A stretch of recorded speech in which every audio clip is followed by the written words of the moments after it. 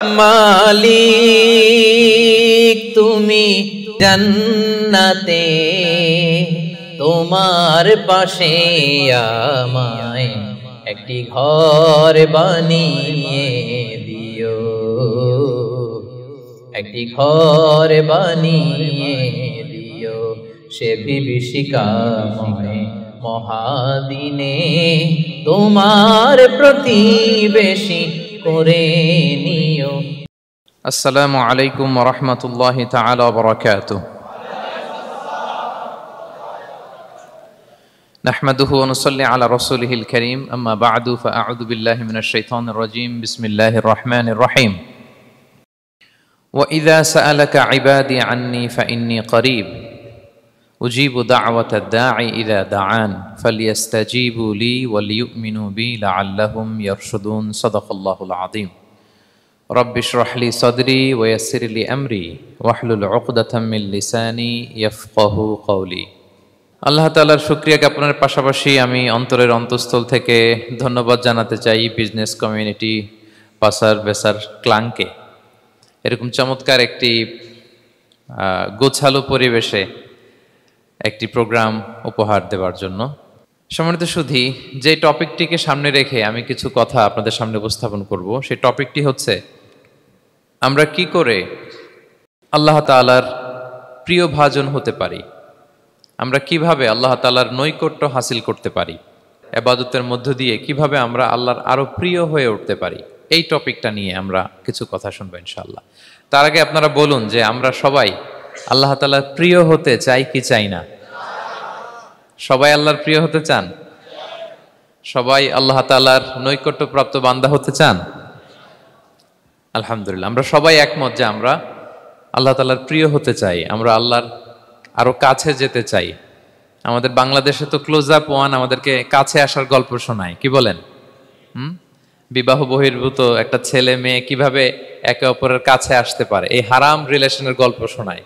কিন্তু কোরআন আমাদেরকে কি করে আমরা আল্লাহর কাছে যেতে পারবো ওই গল্প শোনাবে। আলহামদুলিল্লাহ পড়েন। তো আমরা সবাই একমত হলাম যে আমরা আল্লাহর কাছে যেতে চাই, কিন্তু কাছে যাব কি করে? তাকে তো আমরা দেখি না। আল্লাহকে দেখা যায়? দেখেছেন কেউ কখনো? আওয়াজ করে বলেন, আল্লাহকে দেখেছেন কেউ? তো যাকে দেখি না তাকে কাছে যাব কি করে? একজনকে চিনি, চিনলেই না তার কাছে যাওয়া যায়, কি বলেন? আল্লাহকে দেখা যায় না। আল্লাহ বলেন লা তুদরিকুহুল আবসারু ওয়া হুয়া ইউদরিকুল আবসারা ওয়া হুয়াল লতীফুল খবীর। পৃথিবীর কোনো চোখ আমাকে দেখে না, কিন্তু আমি সব চোখগুলোকে দেখি। তিনি দৃষ্টির আয়ত্তে নন, দৃষ্টি তার আয়ত্তে। তিনি দৃষ্টির আয়ত্তে নন, বরং দৃষ্টিগুলো তার আয়ত্তে। তাকে দেখা যায় না, কিন্তু আল্লাহ তাআলাকে দেখা না গেলেও তাকে অনুভব করা যায় কি যায় না? আল্লাহ তাআলা বলেন তোমার অনুভূতি দিয়ে তুমি বুঝবে যে আমি তোমার বড্ড কাছে। যে আয়াত দিয়ে আমি শুরু করেছি, আল্লাহ তাআলা বলছেন ওয়া ইযা সাআলাকা ইবাদি আন্নী ফাইন্নী করিব। নবী হে, আপনার উম্মতেরা যখন, আমার বান্দারা যখন আমার ব্যাপারে জিজ্ঞেস করে, আপনি বলুন ফাইন্নী করিব, আমি খুব কাছে। আল্লাহ কি দূরে না কাছে? সবাই বলুন, দূরে না কাছে? আল্লাহ বললেন আমার বান্দারা যখন জিজ্ঞেস করে আমার ব্যাপারে, আপনি বলুন আমি ফাইন্নী করিব, আমি কাছে। উজিবু দাওয়াতাদ দাঈ ইযা দাআন, কেউ যখন আমার কাছে দোয়া করে চায়, আমি তার ডাকে সাড়া দেই। তাহলে এই আয়াত থেকে বুঝলাম আল্লাহ তাআলা কাছে। এখানে তো আল্লাহ কেবল কাছে বলেছেন, আরেকটা আয়াতে আল্লাহ বলেছেন আমি সবচাইতে কাছে, আমার চাইতে কাছে তোমার কেউ হতে পারে না। ওয়া নাহনু আকরাবু ইলাইহি মিন হাবিলিল ওয়ারিদ। আমাদের এখানে গ্রীবাস্থ একটা ধমনী আছে, এই ধমনীটা কেটে দিলে মানুষ মরে যায়। আল্লাহ বলে তোমার এই ধমনীর সাহারক তোমার যত কাছে, আমি আল্লাহ তোমার তার চাইতেও বেশি কাছে। হাবলুল ওয়ারিদের তাফসিরে বেশিরভাগ এসেছে এখানকার সাহারক। কেউ কেউ বলেছেন হাবলুল ওয়ারিদ মানে আমাদের স্পাইনাল কর্ড, মানে আমাদের শির দ্বারা। এটার চেয়ে কাছে আর আমাদের কিছু হতে পারে না। আল্লাহ বলে তোমার শির দ্বারা তোমার যত কাছে, আমি আল্লাহ তোমার তার চাইতেও বেশি কাছে। তাহলে বুঝতে পারলাম যদিও আল্লাহ তাআলাকে দেখা যায় না, কিন্তু তাকে অনুভব করা যায়। আর তিনি বলেছেন তিনি কাছে, ডাকলেই তিনি ডাকে সাড়া দেন, আমরা চাইলেই তার কাছে যেতে পারি। তো আমরা কিভাবে আল্লাহর কাছে যাব, নৈকট্যপ্রাপ্ত বান্দা হব, এটা নিয়ে আমরা কিছু আলোকপাত করবো ইনশাআল্লাহ। আল্লাহ তাআলা পবিত্র কালামুল্লাহ মাজিদে আমাদেরকে জানিয়ে দিয়েছেন কিভাবে আমরা তার আরো কাছে যেতে পারি। এই ফর্মুলাটা কি? এই ইনস্ট্রাকশনটা, এই গাইডেন্সটা আল্লাহ তাআলা আমাদেরকে জানিয়ে দিয়েছেন। তিনি বলেছেন, কোরআনে আল্লাহ তাআলা বলেছেন, ওয়াসজুদ ওয়াকতারিব, যদি তোমরা আমার কাছে আসতে চাও তাহলে তোমরা সিজদায় লুটিয়ে পড়ো। তাহলে ফর্মুলা পেয়ে গেছি না? আল্লাহর কাছে যেতে হলে সিজদায় লুটিয়ে পড়তে হবে। আপনি সিজদায় চলে গেলেন তো আল্লাহর কাছে চলে গেলেন। আপনি যখন সিজদা দেন মনে হয় যে আপনি কার্পেটের উপর সিজদা দিয়েছেন, মনে হয় জায়নামাজে সিজদা দিয়েছেন, মনে হয় মসজিদের টাইলসে সিজদা দিয়েছেন, কিন্তু আসলে আপনার সিজদাটা আল্লাহর কুদরতি পায়ের উপরে গিয়ে পড়েছে। ওয়াসজুদ ওয়াকতারিব, আল্লাহ বললেন সিজদা দাও, সিজদায় লুটিয়ে পড়ো, আমার কাছে চলে আসো। এবং হাদিসে বিষ্ণু ইসলাম বলেছেন, আকরাবু মা ইয়াকুনুল আবদু মির রাব্বিহি ওয়া হুয়া সাজিদ ফাআকসিরু ফীহি দুআ। বান্দা যখন সিজদায় চলে যায় তখন বান্দা আল্লাহর সবচাইতে কাছে চলে যায়। ফাআকসিরু ফীহি দুআ, তাই ওই সময়টাতে তোমরা বেশি বেশি দোয়া করো, আল্লাহর কাছে চাও, কারণ এটা একটা মাহেন্দ্রক্ষণ। কি বলেন? সিজদায় যখন চলে গেলাম আল্লাহর সবচেয়ে কাছে চলে গেলাম, বিষ্ণু শিখালেন এই সুযোগটা কাজে লাগাও, তখন বেশি বেশি কি করো? দোয়া করো। দীর্ঘ সময় সিজদায় পড়ে থাকার জন্য বিষ্ণু ইসলাম আমাদেরকে উৎসাহিত করেছেন। দীর্ঘ সময় তিনি সিজদা দিতেন। বিষ্ণু ইসলামের সিজদাগুলোকে আমাদের সিজদার মতো ছিল ভাই? আম্মা জান আয়েশা রাদিয়াল্লাহু তাআলা আনহা বলেন, বিষ্ণু ইসলামের তাহাজ্জুদের নামাজের এক একটা সিজদা ছিল এরকম, কোরআনের 50টা আয়াত তেলাওয়াত করতে যত সময় লাগে বিষ্ণু ইসলামের এক একটা সিজদা ঠিক ততটা লম্বা ছিল। এত দীর্ঘ সময় বিষ্ণু ইসলাম সিজদায় পড়ে থাকতেন। তো বিষ্ণু বলেছেন, তুমি যখন সিজদায় পড়ো আল্লাহর সবচেয়ে কাছে চলে যাও, সো ওই টাইমটাতে দোয়া করো। কি দোয়া করব?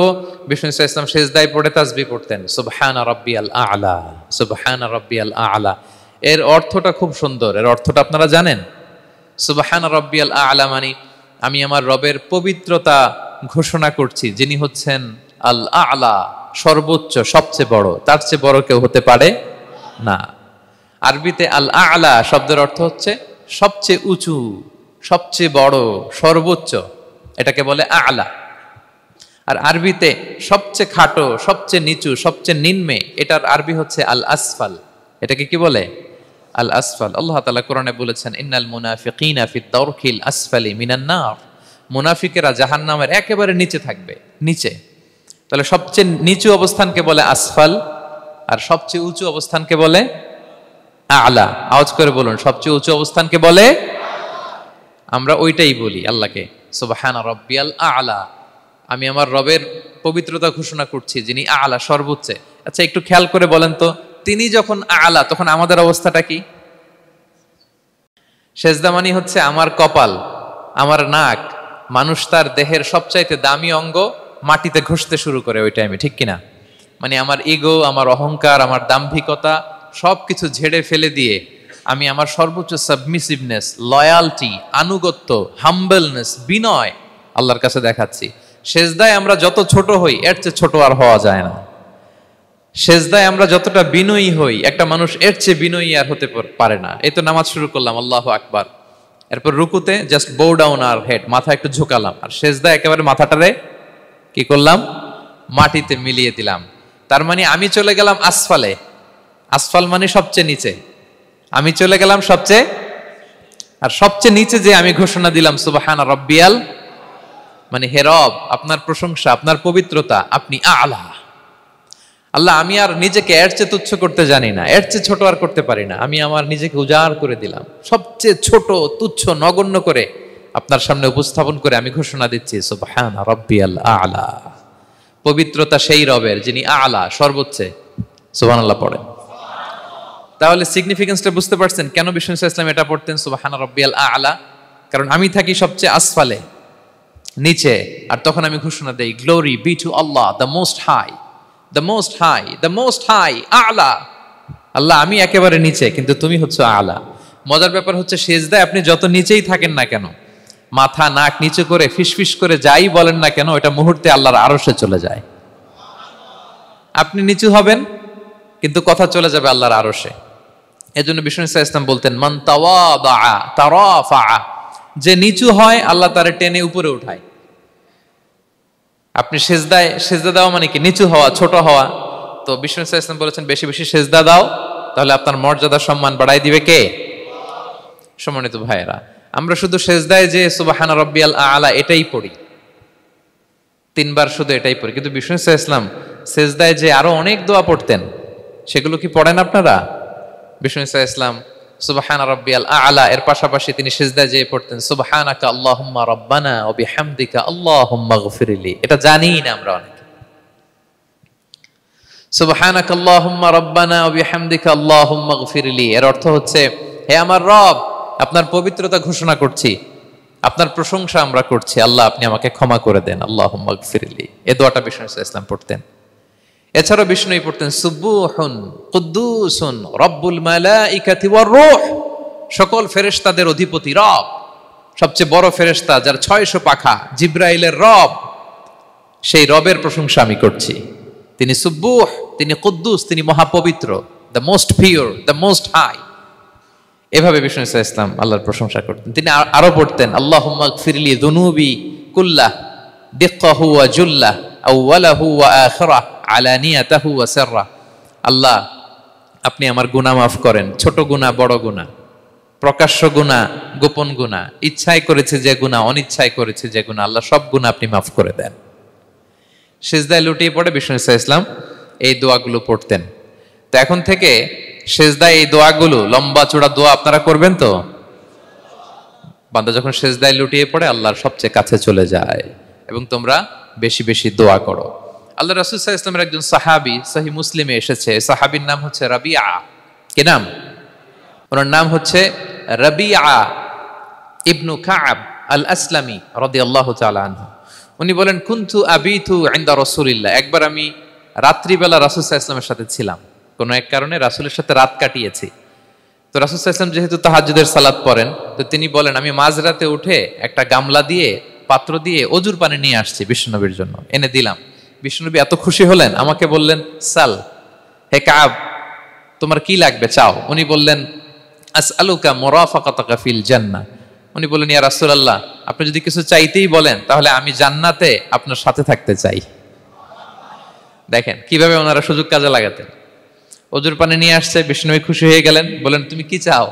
বলে আসআলুকা মুরাফাকাতাকা ফিল জান্নাহ, বড়টাই চাইছে, ছোটখাটো জিনিস চাই নাই। যে নবী হে আমি জান্নাতে আপনার সাথী হতে চাই। বিষ্ণু বললেন আওয়া গায়রা যালিক, আর কিছু চাও, অন্য কিছু লাগবে?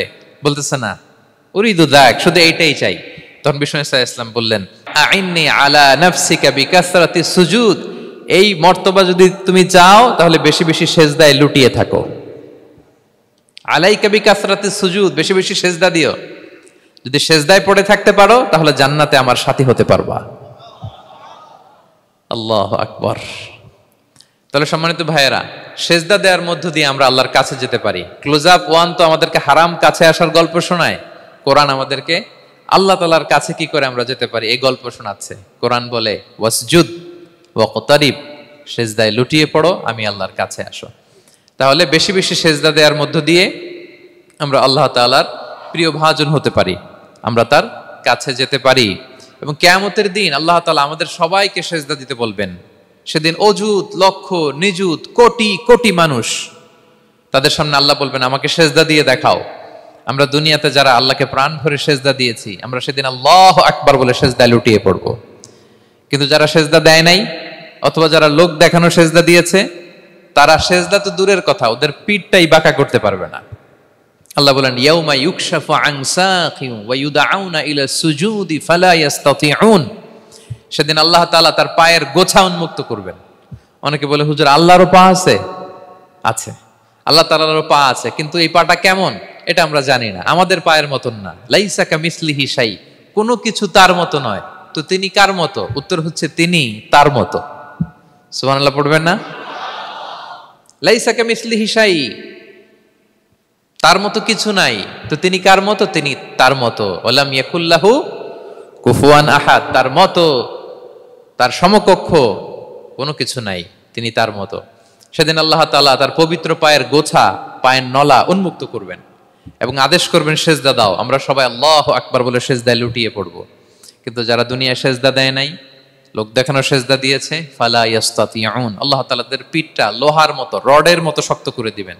সিজদা দেওয়া তো দূর কি বাত, ওরা পিঠটাই বাঁকা করতে পারবে না। আমরা দুনিয়াতে যেমনি আল্লাহ তাআলাকে সেজদা দিয়েছি, সেদিনও যেন আল্লাহ তাআলাকে এভাবে সেজদা দিতে পারি। আল্লাহ তুমি তৌফিক দাও। আল্লাহুম্মা জাআলনা মিনহুম। আওয়াজ করে পড়ুন আমিন। তাহলে সম্মানিত সুধী, আমরা যদি আল্লাহর প্রিয় হতে চাই, তার নৈকট্যপ্রাপ্ত বান্দা হতে চাই, প্রথম ফর্মুলা কি বলেন আপনারা? সাজদা। আওয়াজ করে বলুন, প্রথম ফর্মুলা কি? বেশি বেশি আল্লাহর সেজদা দিতে হবে, সেজদায় দীর্ঘক্ষণ পড়ে থাকতে হবে এবং সেজদায় দোয়াগুলো করতে হবে, মনের আকুতি মিনতি জ্বালা যন্ত্রণা এগুলো আল্লাহর কাছে উপস্থাপন করতে হবে। পারা যাবে তো ইনশাআল্লাহ? এই তো গেল কোরআনিক ফর্মুলা। কোরআন আমাদেরকে জানিয়েছে যদি আল্লাহর কাছে যেতে চাও সেজদা দাও। এবার আমরা একটু হাদিসের দিকে চোখ বুলাই যে হাদিস কি বলে। হাদিসে কুদসিতে এসেছে, আল্লাহ রাব্বুল ইজ্জা ওয়াল জালাল বলেন, ওমা ইয়াজালু আবদি ইয়াতাকাররাবু ইলাইয়া বিন-নওয়াফিল। আমার বান্দা যদি আমার কাছে আসতে চায় তাহলে সে যেন বেশি বেশি নফল ইবাদত করে। নফল ইবাদতের মধ্য দিয়ে সে আমার কাছে আসতে থাকে। যত বেশি নফল ইবাদত করবে আমার কাছে আসবে। হাত্তা উহিব্বাহু, এক পর্যায়ে এমন হবে যে আমি আল্লাহ তাকে ভালোবাসতে শুরু করে দিব। তার মর্তবা এত উপরে উঠে যাবে, কুনতু সামাআহুল্লাযী ইয়াসমাউ বিহা, তখন সে কান দিয়ে যখন শুনবে তার নিজ কানে শোনে না, সে আমি আল্লাহর কানে শোনে। হাত দিয়ে কিছু ধরলে সে আল্লাহর হাতে ধরে, চোখ দিয়ে দৃষ্টি করলে সে নিজ চোখে দেখে না, সে আল্লাহর চোখে দেখে। পড়েন সুবহানাল্লাহ। তাহলে কোরআন বলল সেজদা আর হাদিস বলল নফল ইবাদত। যে যত বেশি নফল করে সে আল্লাহর কাছে যায়, যে যত বেশি নফল ইবাদত করে সে আল্লাহর প্রিয় ভাজন হয়ে ওঠে, আল্লাহর নৈকট্যপ্রাপ্ত বান্দা হয়ে ওঠে। এবং হাদিসে এসছে, বিষ্ণু ইসা ইসলাম বলেন, আমাদের ফরজ নামাজে যদি কারো ঘাটতি হয়, আমাদের অনেকের এমন হবে যে ফরজ নামাজ পড়ে নাই অলসতা করে, তখন আল্লাহ ফেরেশতাদেরকে বলবেন কি অবস্থা আমার বান্দার? বলবে আল্লাহ অনেক ফরজ নামাজের তো ঘাটতি দেখা যাচ্ছে। তখন আল্লাহ বলবে উনদুরু হাল্লি আবদি মিন তাতাওয়ু, ফরজে যদি ঘাটতি থাকে দেখো তো আমার বান্দার কিছু নফল নামাজ আছে কিনা। ফেরেশতারা এবার খুঁজে দেখবে, হ্যাঁ এই বান্দার অনেক নফল নামাজ আছে। তখন আল্লাহ বলবে ঠিক আছে, এই নফলগুলোরে ফরজের ভেতরে ঢুকায়া মেকআপ করে দাও। তাহলে বলেন নফল ইবাদতের দরকার আছে না নাই? কিয়ামতের দিন ফরজ নামাজে ঘাটতি থাকলে নফল নামাজগুলো সেখানে সাবস্টিটিউট করে আল্লাহ তাআলা আমাদেরকে বাঁচাবেন। এজন্য আমরা যেন নফল করি। ফরজ তো করতেই হবে, এটা তো কম্পালসারি, অব্লিগেটরি, আল্লাহর মাইট থেকে বাঁচার জন্য করতেই হবে। কিন্তু আল্লাহর প্রিয় হইতে হইলে নফল ইবাদত করতে হবে। ওটাকে বলে অপশনাল, ওটা হচ্ছে ওভারটাইম। আপনারা ভালো বুঝবেন, এটার কি বলে? ওভারটাইম। ওভারটাইমের বেতন কিন্তু মূল বেতনেরও বেশি, বেসিকের চেয়ে বেশি। বেসিকে যদি পার আওয়ার 20 রিঙ্গিট হয়, তো ওভারটাইমে পার আওয়ার কত? 30 রিঙ্গিট, 40 রিঙ্গিট, ঠিক কিনা? তো এই জন্য নফলগুলোকে যেন আমরা ছোট মনে না করি প্রিয় ভাইরা। তাহলে আমরা ফর্মুলা পেয়ে গেলাম, আল্লাহ তাআলার প্রিয় হতে চাইলে দুটি কাজ, কোরআন বলে সেজদায় লুটিয়ে পড়ো, আর হাদিস বলে বেশি বেশি নফল ইবাদত করো। আমরা কি করতে পারি, কি কি নফল ইবাদত করে আল্লাহ তাআলার প্রিয় হতে পারি, আমি দুই একটি আপনাদের সাথে শেয়ার করবো ইনশাআল্লাহ। এক নাম্বার যে নফল ইবাদতটি করে আমরা আল্লাহ তাআলার প্রিয় হতে পারি সেটা হচ্ছে তিলাওয়াতুল কোরআন, আল্লাহর কোরআনের তেলাওয়াত। এটা আল্লাহর বাণী। কোরআন তেলাওয়াত মানে আল্লাহর সাথে কথা বলা। ইনদামা তাতলুল কোরআন কাআন্নামা আনতা তুনাজি মা রাব্বিক, যখন আপনি কোরআন তেলাওয়াত করেন কাইন্ড অফ আপনি আল্লাহর সাথে মুনাজাত করেন, মানে একান্ত আলাপন করেন, আলাপচারিতা করেন। এবং বিষ্ণু ইসলাম বলেছেন আফদলুল ইবাদাতি কিরাআতুল কোরআন, নফল ইবাদতের যত লিস্ট আছে এর মধ্যে সবচেয়ে শ্রেষ্ঠ হচ্ছে আল্লাহর কোরআন তেলাওয়াত করা। আপনারা প্রতিদিন কোরআন তেলাওয়াত করেন তো? করেন? আমাদের বাংলাদেশে একটা ট্র্যাডিশন হচ্ছে, মানে শুদ্ধভাবে পড়ার ধারধারি নেই, তাড়াহুড়ো করে কোরআন খতম দিতে চায়, খতম তুলতে চায়। 5 খতম, 7 খতম, 10 খতম। খতম তুলতে যায় কোরআন রে খতম করে ফেলে। খতম তুলতে যায় কোরআন রে কি করে ফেলে? খতম করে ফেলে। না, এইভাবে করা যাবে না, ধীরস্থির ভাবে পড়বেন। আনাস রাদিয়াল্লাহু তাআলা আনহু বলতেন, রুব্বা কারি লিল কোরআন ওয়াল কোরআনু ইয়ালআনহু, কোরআনের অনেক তেলাওয়াতকারী আছে যারা সওয়াবের পরিবর্তে কোরআনের লানত পায়, কোরআন এদেরকে লানত করে। এর কারণ তাড়াহুড়ো করে পড়ে, এর কারণ ধীরস্থির ভাবে পড়ে না। আল্লাহ তাআলা বলছেন ওয়ারাত্তিলিল কোরআনা তারতিলা, তোমরা তারতিলের সাথে কোরআন পড়ো, ধীরস্থির ভাবে, বিশুদ্ধ ভাবে, তাহসিনের সাথে, তাজবিদের সাথে পড়ো। তারতিল মানে কি? আনাস রাদিয়াল্লাহু তাআলা আনহু বলেন বিষ্ণু সাল্লাল্লাহু আলাইহি ওয়াসাল্লামের কিরাআতের ব্যাপারে যে রাসূলুল্লাহ সাল্লাল্লাহু আলাইহি ওয়াসাল্লাম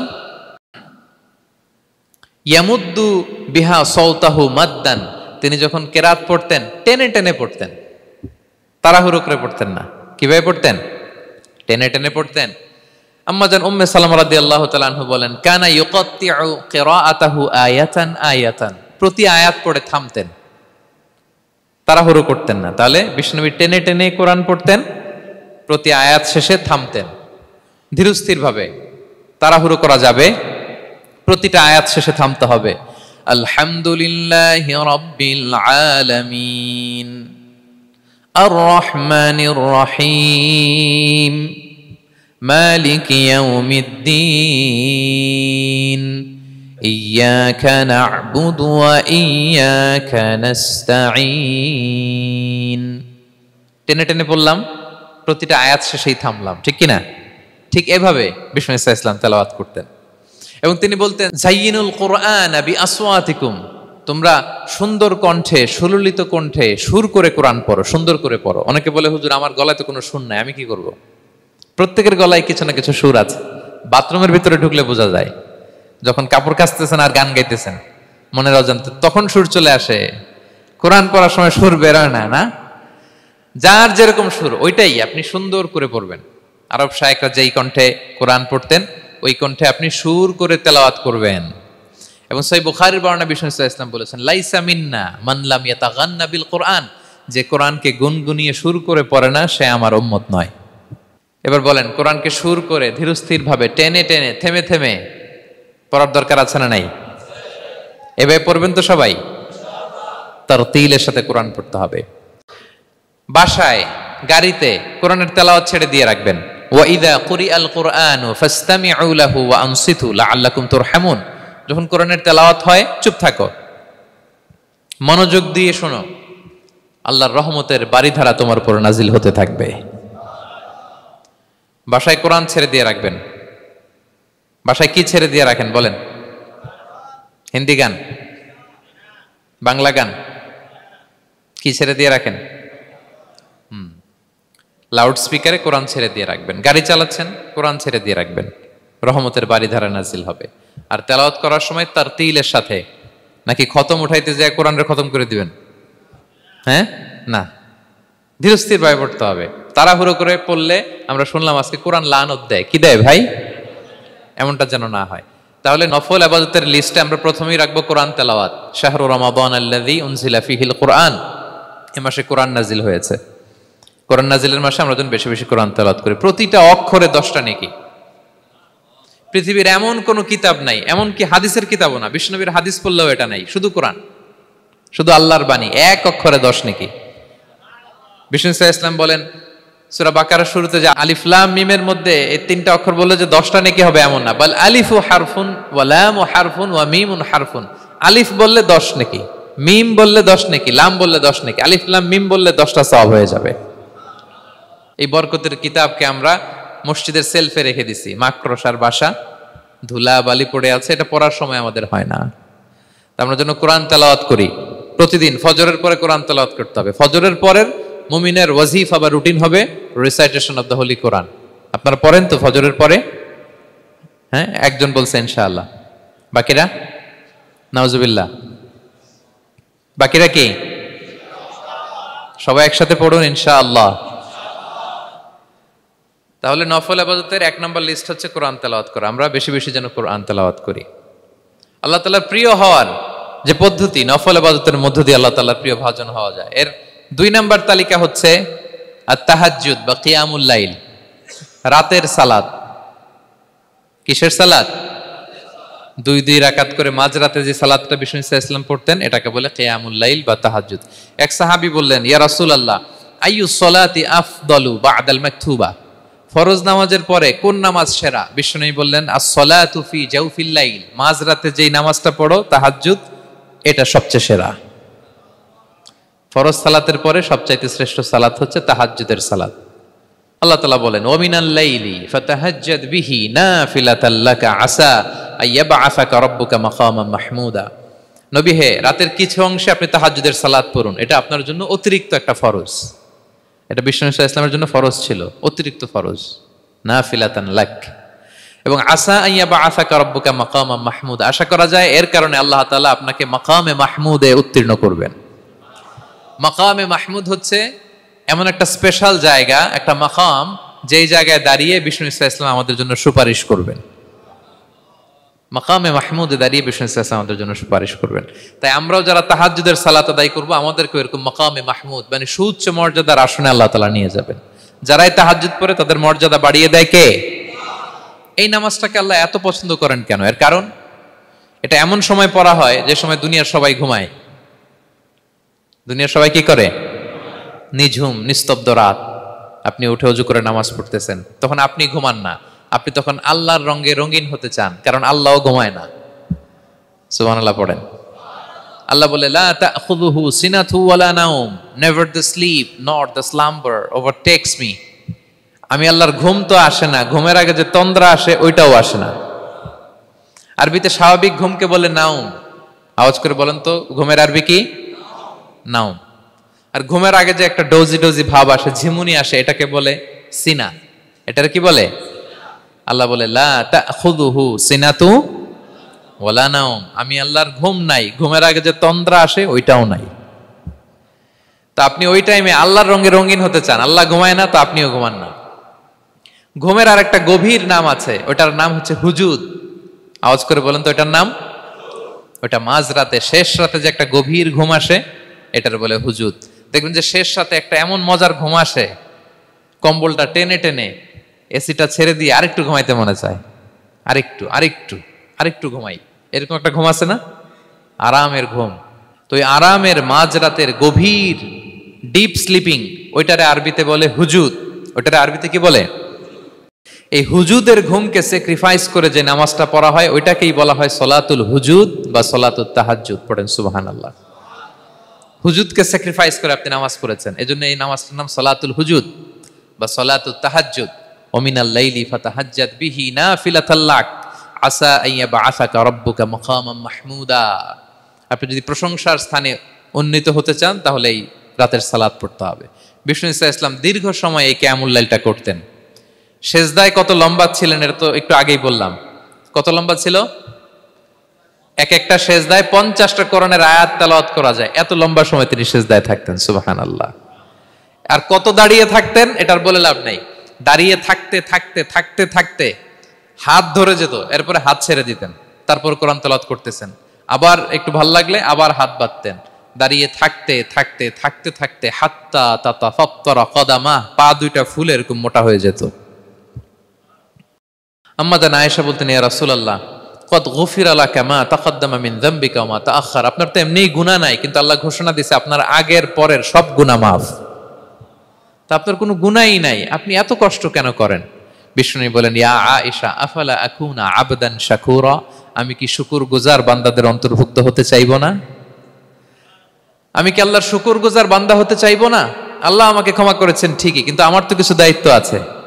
আমি কি নিজেকে সর্বোচ্চ ভাবে আল্লাহর কাছে পেশ করব না? সারা রাত দাঁড়িয়ে বিষ্ণু ইসলাম এরকম কিয়ামুল লাইল করতেন। তাহলে আল্লাহ তাআলার প্রিয় হওয়ার প্রফিটিক যে সাজেশন, এর একটা হচ্ছে কোরআন তেলাওয়াত করা, 2 নাম্বার হচ্ছে তাহাজ্জুদের সালাত আদায় করা। আপনারা পড়েন তো নাকি? পড়বেন প্রিয় ভাইরা। যদি নিজের সম্মানকে আল্লাহর কাছে উচ্চে তুলে ধরতে চান, যদি বিষ্ণু ইসলামের সুপারিশ চান, যদি আল্লাহ তাআলার প্রিয় ভাজন হতে চান, তাহলে তাহাজ্জুদ ইজ কম্পালসরি। কি পারা যাবে তো? ইনশাআল্লাহ, ইনশাআল্লাহ বিইذنিল্লাহ। আল্লাহ তাআলার প্রিয় হওয়ার 3 নাম্বার মাধ্যম হচ্ছে বেশি বেশি আল্লাহ তাআলার কাছে চাওয়া, মানে আদ-দুআ, দোয়া করা। কি করা? বিষ্ণু ইসলাম বলেন, আদ-দুআউ মুখুল ইবাদা, দোয়া হচ্ছে ইবাদতের নির্যাস। দোয়া কি? ইবাদতের নির্যাস। এবং আল্লাহর কাছে চাইলে আল্লাহ খুশি হয়, না চাইলে আল্লাহ বেজার হয়। ইন্টারেস্টিং না ব্যাপারটা? আর দুনিয়াতে বারবার চাইলে খুশি হন আপনি?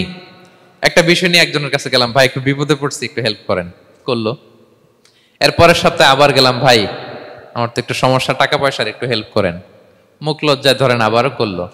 এরপরের সপ্তাহে আবার গেলাম, ভাই বিপদে পড়ছি, একটু হেল্প করেন। এবার কেমন লাগবে বলেন তো? আচ্ছা গেল। এরপরের সপ্তাহে আবার, এবার কি করবে? দৌড়ানি দিবে লাঠি লয়া। ঠিক কিনা বলেন?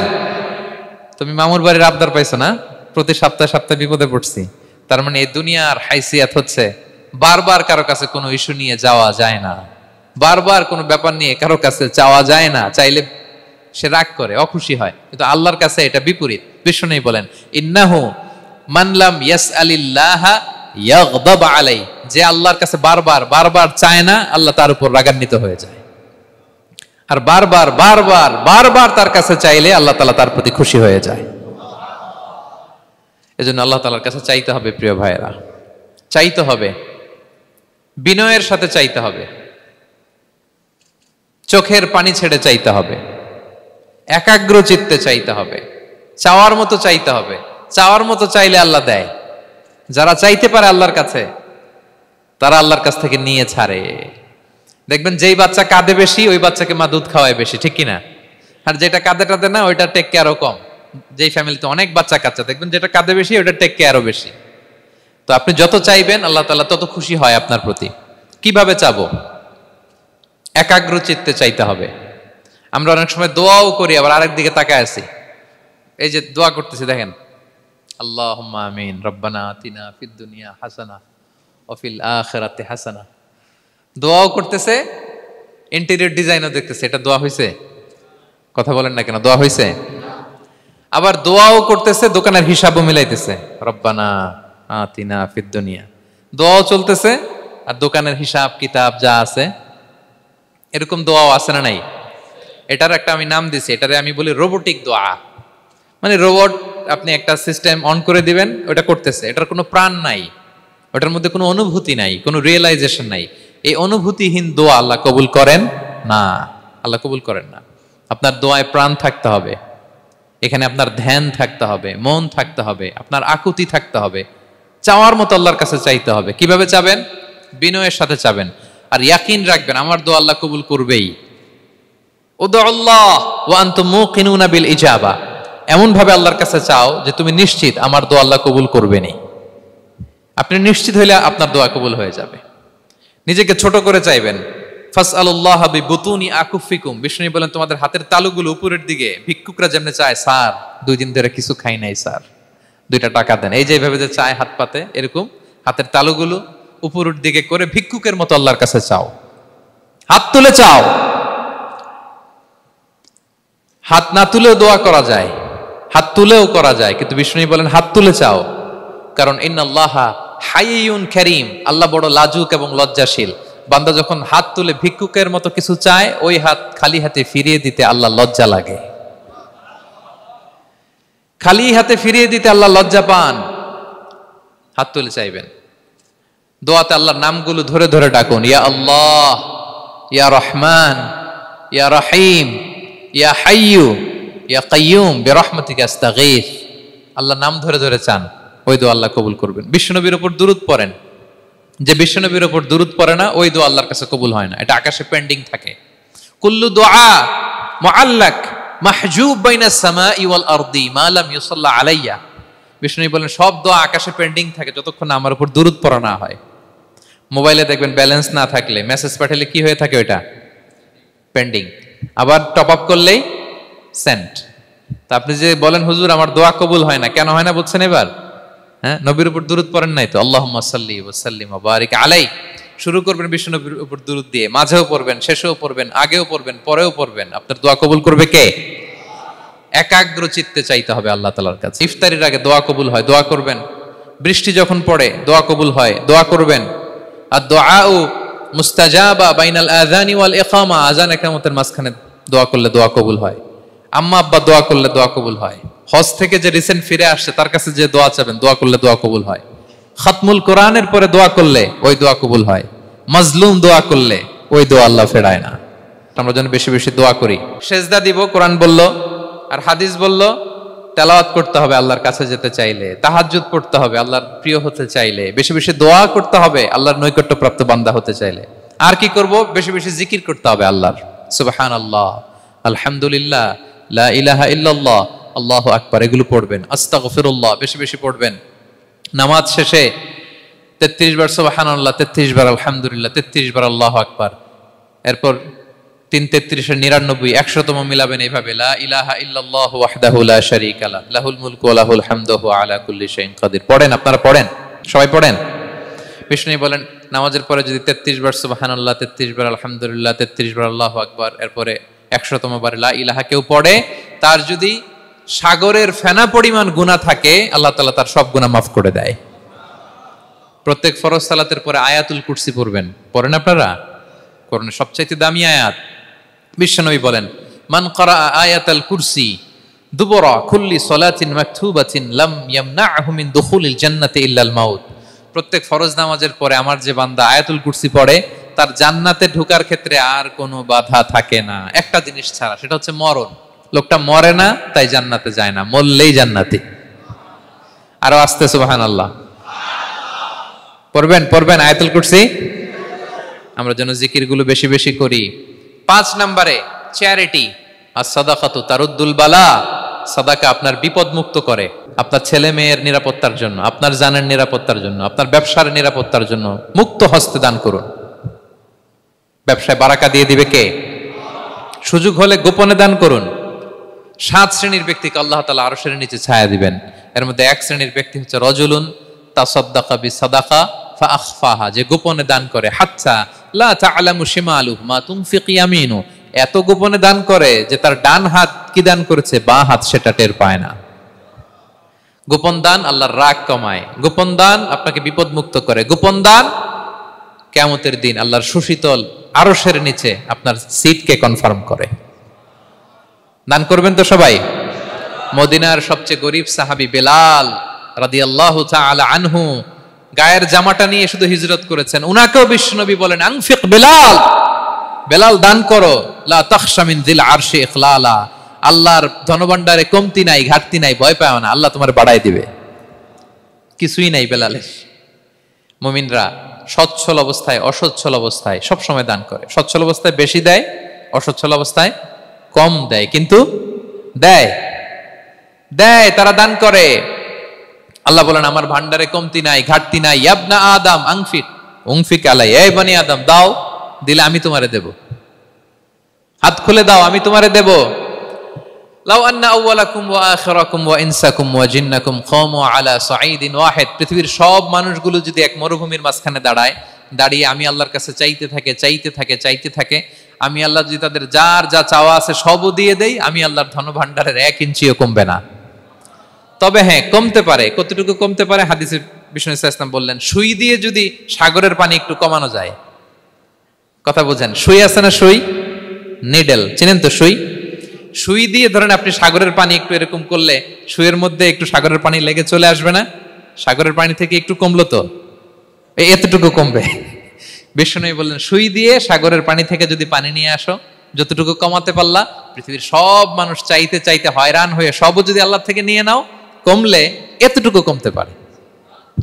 ওই আল্লাহর গোলাম দিতে চায় না, ধরে রাখে, খালি এমনি ধরে রাখে। আপনি হাতে যেটা আছে ওটা না দিলে তো বড়টা ধরতে পারবেন না। এটা 2 কেজি, এটা দিলেই না 5 কেজিটা ধরবেন। 5 কেজিটা দিয়ে দিলেন, তাহলে ধরবেন 10 কেজি। বুঝতে পারছেন?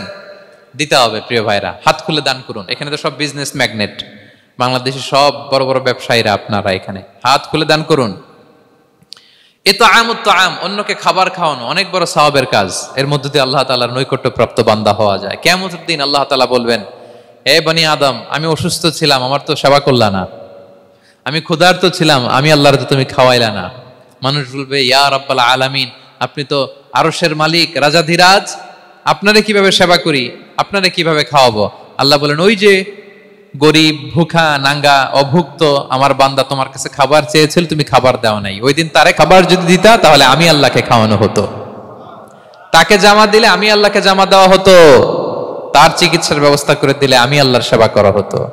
সুবহানাল্লাহ। ইফতার শেয়ারিং অনেক বড় সওয়াবের কাজ। মানুষকে খাওয়ানো অনেক বড় সওয়াবের কাজ। এগুলো যেন আমরা করি। আর যে ইবাদতগুলোর কথা বললাম, যেগুলোতে আল্লাহ তাআলার প্রিয় ভাজন হওয়া যায়, এগুলো আজকে আলোচনা শুই না, আজকে সারা রাত একেবারে ফাটায় ফেলছে ইবাদত করে, কালকে আর খবর নাই, এরকম আছে না? নাই না। আহাব্বুল আ'মালি ইলাল্লাহি আদওয়ামুহা ওয়া ইন কাল্লা, আল্লাহর কাছে সবচাইতে প্রিয় আমল হচ্ছে ওইটা যেটা বান্দা রেগুলার, ডেইলি বেসিসে করে, রেগুলার করে, যদিও পরিমাণে কম, কিন্তু নিয়মিত করে, এটা আল্লাহর কাছে বেশি প্রিয়। তাই যে সমস্ত নফল ইবাদতগুলোর মধ্য দিয়ে আমরা আল্লাহ তাআলার প্রিয় হব, আমরা যেন এগুলো রেগুলার করি, ইনশাআল্লাহ। বলেন সবাই। আমরা যেন বেশি বেশি সেজদায় লুটিয়ে থাকি, আমরা যেন লম্বা সেজদা দেই, সেজদায় যেন আল্লাহর কাছে আমরা চাই, দোয়া করি।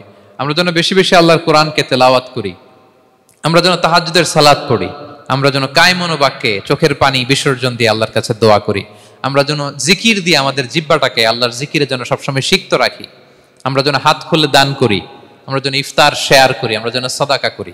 তাহলে আমরা আল্লাহ তাআলার প্রিয় হতে পারবো। কাছে আসার যে গল্প কোরআন শুনিয়েছে, আল্লাহ তাআলার কাছে আমরা আসতে পারবো, তার নৈকট্যপ্রাপ্ত বান্দাদের অন্তর্ভুক্ত আমরা হতে পারবো। আল্লাহ তাআলা আমাদের সবাইকে তার প্রিয় ভাজন বান্দাদের তালিকায় অন্তর্ভুক্ত করে নেক। আমরা সবাই পড়ি আমিন। হাযা মা ইনদি ওয়াল ইলমু ইনদাল্লাহ আলাইহি তাওয়াক্কালতু ওয়া ইলাইহি উনীব। ওয়াসসালামু আলাইকুম ওয়া রাহমাতুল্লাহি তাআলা ওয়া বারাকাতুহু।